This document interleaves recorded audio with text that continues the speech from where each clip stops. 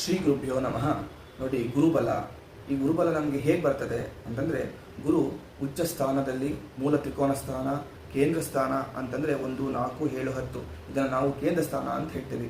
ಈ ಸ್ಥಾನದಲ್ಲಿದ್ದಾಗ, ಶುಭ ಗ್ರಹಗಳ ದೃಷ್ಟಿ ಇದ್ದಾಗ, ಶುಭ ಗ್ರಹಗಳ ಜೊತೆ ಇದ್ದಾಗ, ದಶಾ ಬುದ್ಧಿ ಇದ್ದಾಗ ಗುರುವಿನ ಬಲ ನಮಗೆ ಬರ್ತದೆ.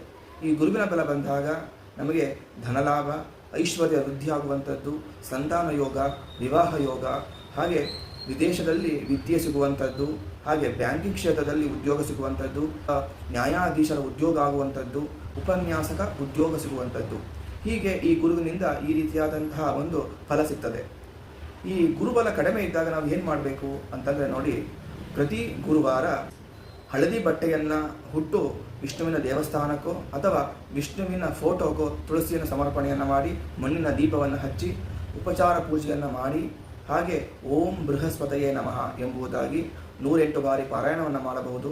ಅಥವಾ ಓಂ ದೇವಾನಾಂಚ ಋಷೀಣಾಂಚ ಗುರುಂ ಕಾಂಚನಸನ್ನಿಭಂ ಬುದ್ಧಿಭೂತಂ ತ್ರಿಲೋಕೇಶಂ ತಂ ನಮಾಮಿ ಬೃಹಸ್ಪತಿಂ ಎಂಬುದಾಗಿ ಮಂತ್ರವನ್ನು ಕೂಡ 28 ಬಾರಿ ಪಾರಾಯಣವನ್ನು ಮಾಡುವುದರಿಂದ ಗುರುವಿನ ಅನುಗ್ರಹ ಹಾಗೆ ಗುರುವಿನಿಂದ ಸಿಗುವಂತಹ ಫಲ ಸಿಗ್ತದೆ. ಒಳ್ಳೆಯದಾಗಲಿ. ನಮಸ್ಕಾರ.